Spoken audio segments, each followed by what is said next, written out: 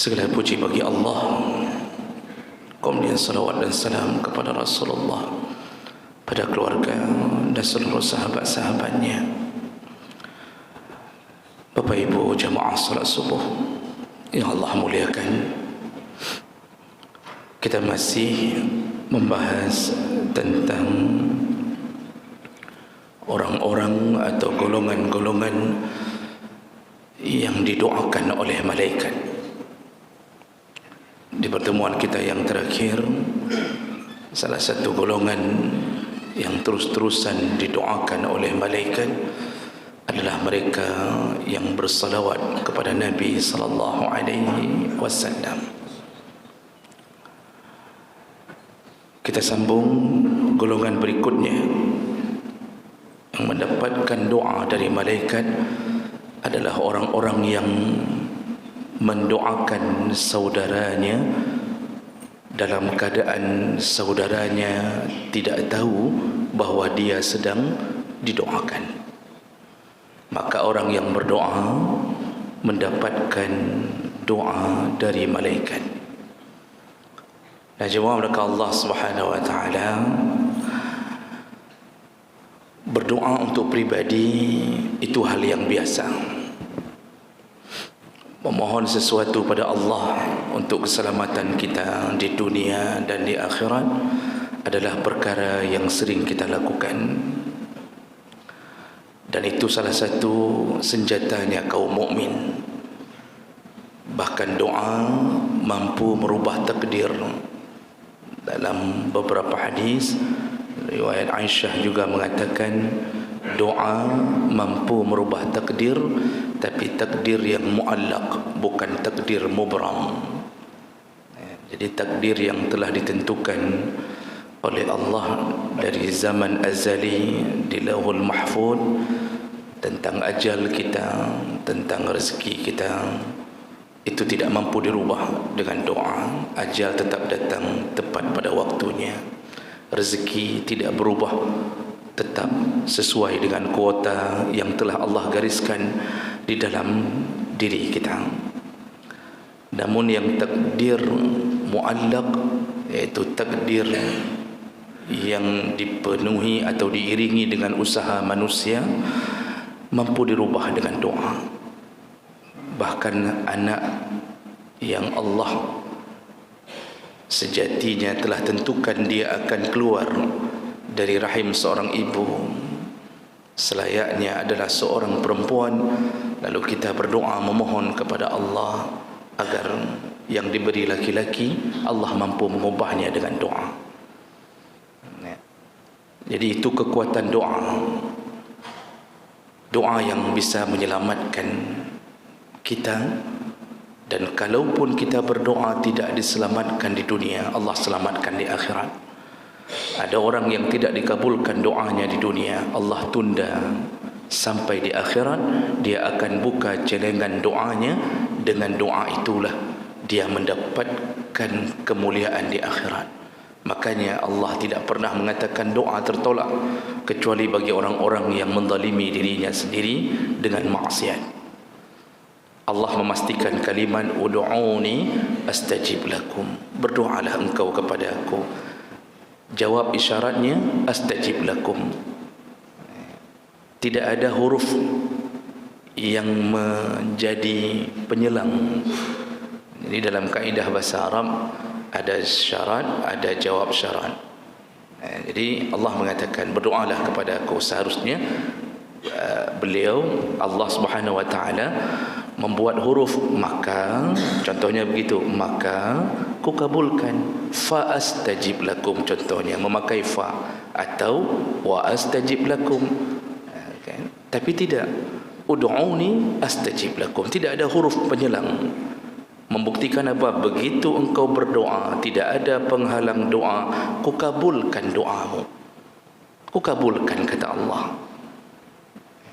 Namun kadang-kadang doa kita yang kita minta adalah versi nafsu kita, sehingga kalau Allah sayang pada kita, Allah tidak kabulkan sesuai dengan permintaan, tapi Allah alihkan kepada kebaikan. Kita di dunia meminta untuk jadi orang kaya. Allah tahu dengan ilmunya, kalau kita kaya, kalau dikabulkan doa kita, maka kita akan menjauh dari masjid. Allah tidak mahu itu terjadi. Kalau kita kaya, kita akan meninggalkan isteri pertama kita, dan itu banyak terjadi. Kalau kita kaya, kita akan melakukan maksiat, berzina di mana-mana. Allah tidak mahu hamba yang suka berdoa ini menjadi orang yang ahli neraka. Dialihkan doa itu, ditunda, tidak dikabulkan, seumur hidupnya miskin terus-terusan, tidak kaya-kaya. Tapi ketahuilah, Allah tetap kabulkan selama tidak ada penghalang doa. Bagaimana cara Allah kabulkan? Bisa jadi Allah miskinkan di dunia, nanti Allah kayakan di akhirat. Atau Allah palingkan ke perkara lain. Dia tidak diberi kekayaan harta, tapi diberi kesehatan yang selayaknya kalau dia sakit, dia bisa menghabiskan biaya operasi mencapai 300 juta rupiah. Allah beri kesehatannya melalui doanya, yang selayaknya dia punya uang 300 juta dan itu habis untuk pengobatannya, tapi Allah buat dia sehat agar uang itu tersimpan, tidak keluar, dan dia telah kaya di hadapan Allah Subhanahu wa taala. Makanya orang berdoa itu selalu dalam lindungan Allah Subhanahu wa taala. Nah, jemaah melakukan Allah Subhanahu wa taala, di antara sekian banyak anjuran berdoa, ada satu perkara yang melebihi ukuran biasa. Apa dia? Yaitu orang-orang yang mendoakan saudaranya.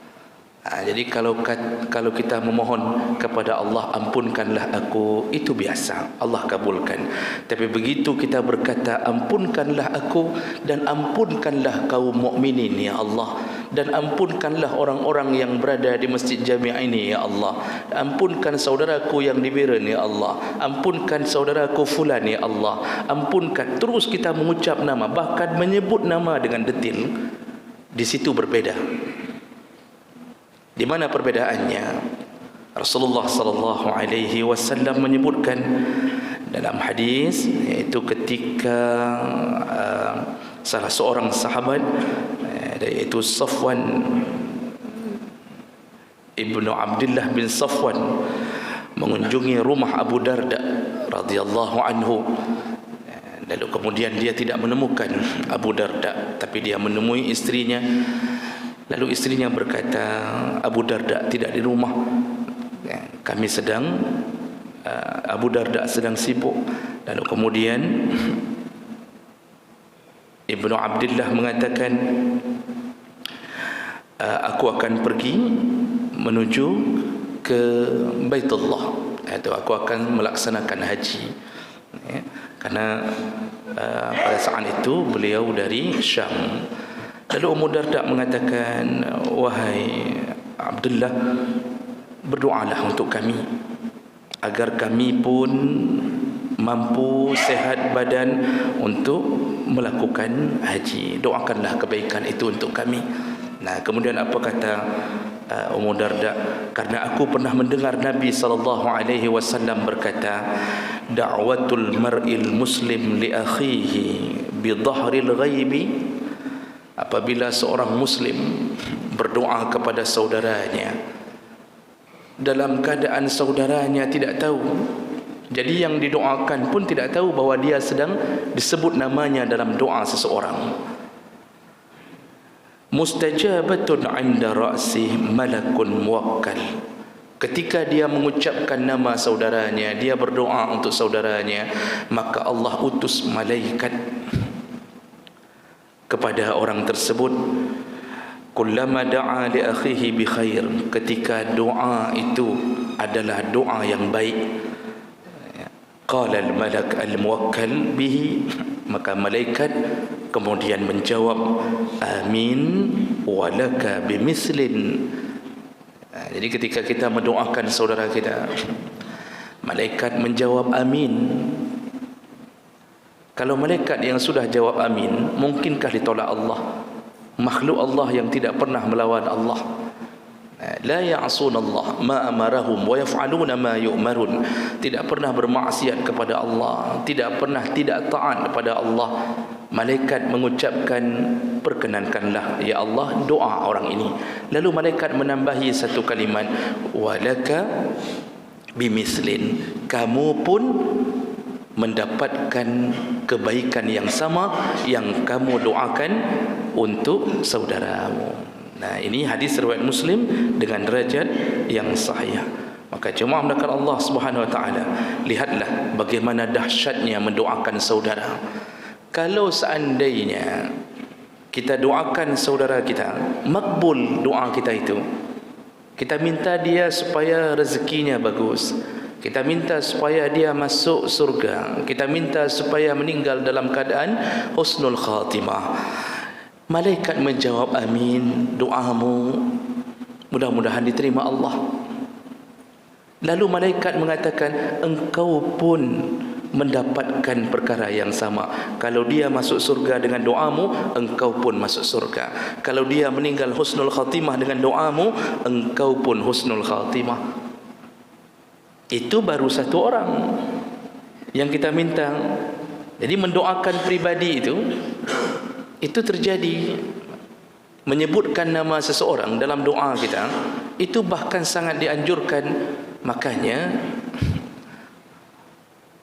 para nabi itu mendoakan anak-anak mereka, menyebutkan nama anak-anak mereka. Nah, kita ini kalau berdoa, jangan lupa, kadang-kadang kita ini ada kesan sombong hidup. Kita terlalu pede dengan ilmu kita, padahal ilmu kita kecil sekali. Kita anggap kita sanggup mendidik anak kita. Kita menganggap bahawa kita ini alim, lalu kita mampu mengalimkan anak kita. Kita kirimkan dia ke sekolah-sekolah terbaik. Kita pilihkan dia ustaz dan tengku yang terbaik untuk mengajarkan. Lalu kita habiskan dana kita agar dia menjadi orang saleh. Jadi terus kita sampai pada keyakinan anak kita tidak akan maksiat. Itu keyakinan itu kita mulai munculkan. Di saat itulah kadang-kadang Allah uji. Maka jemaah maka Allah yang bisa membuat anak kita menjadi baik, usaha nomor 2. Nomor 1 itu adalah doa. Nah, sekarang kalau kita introspeksi diri, pernahkah kita sebut nama anak kita dalam doa kita? Pernahkah kita sebut, ya Allah, ampunkanlah doa anakku yang pertama, si fulan ya Allah. Lalu yang kedua, ya Allah, selesaikan kuliahnya. Jangan buat dia meninggalkan salat selama dia kuliah di Jakarta, ya Allah. Malukah kita menyebutkan itu? Pernahkah kita sebutkan si kakak yang sudah mulai pakai baju ketat, ya Allah, lepaskan semua maksiat pada tubuhnya, ya Allah. Jangan buat dia mengenal pacar sebelum waktunya, ya Allah. Sebutkan nama si kakak, siapa namanya? Siti Indrayani kah? Perlukah kita menyebut nama? Bahkan perlu. Ini yang kadang-kadang kita kurang, sehingga kita ini merasa terlalu pintar dan terlalu percaya diri kita mampu membuat anak kita baik.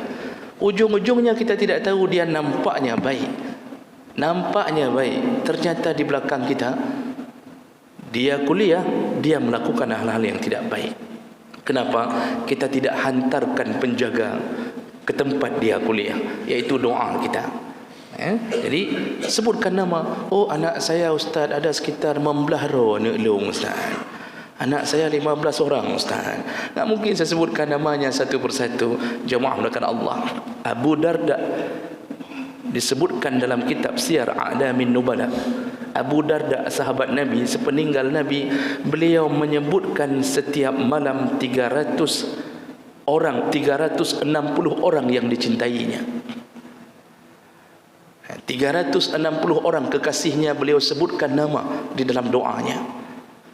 Lalu ditanya oleh istrinya, kenapa engkau terus menyibukkan diri dengan menyebutkan nama itu?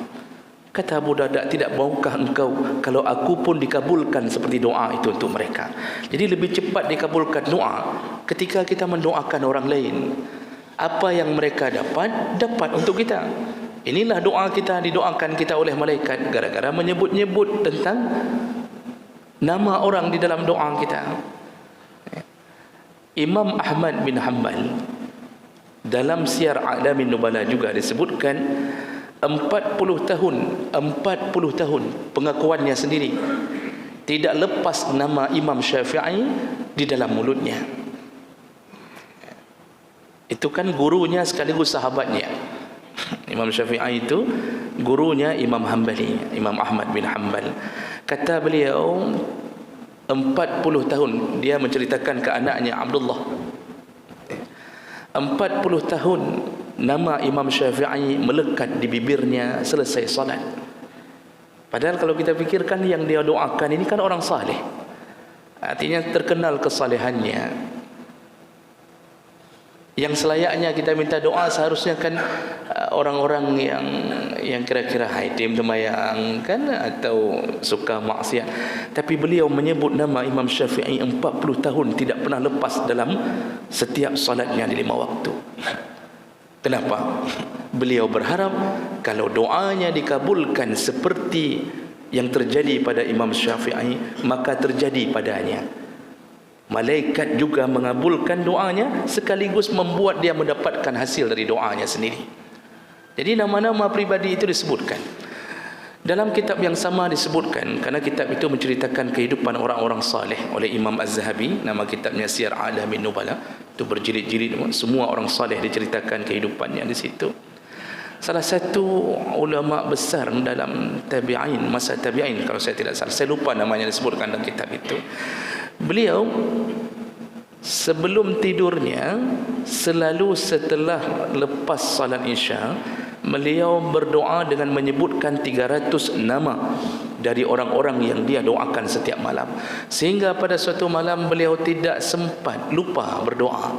Tiba-tiba beliau dimimpikan oleh Allah, terdengar suara dalam mimpinya, engkau belum menghidupkan lampu, bangunlah. Apa yang dimaksud dengan menghidupkan lampu? Ternyata dia setiap malam menghidupkan lampu untuk membaca 300 nama yang dia tulis. 300 nama dia baca.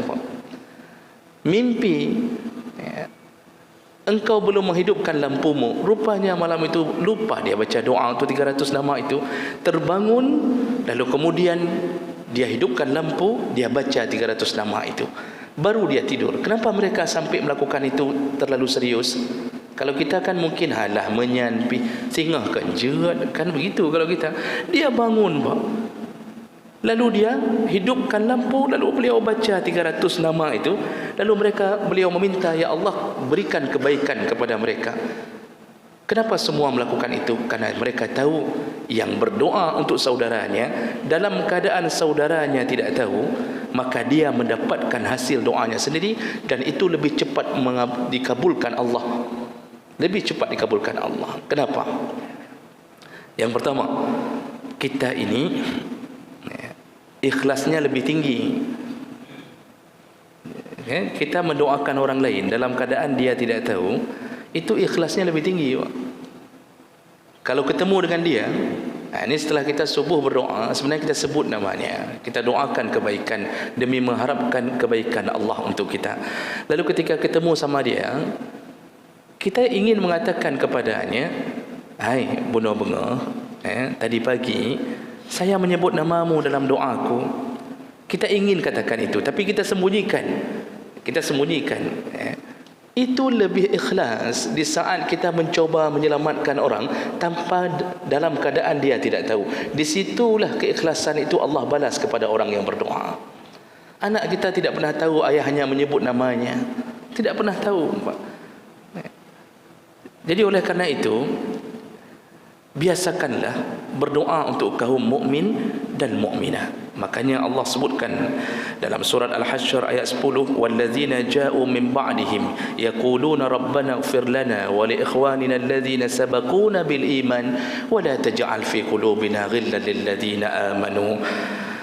Bagaimana Allah sebutkan orang muhajirin dan ansar,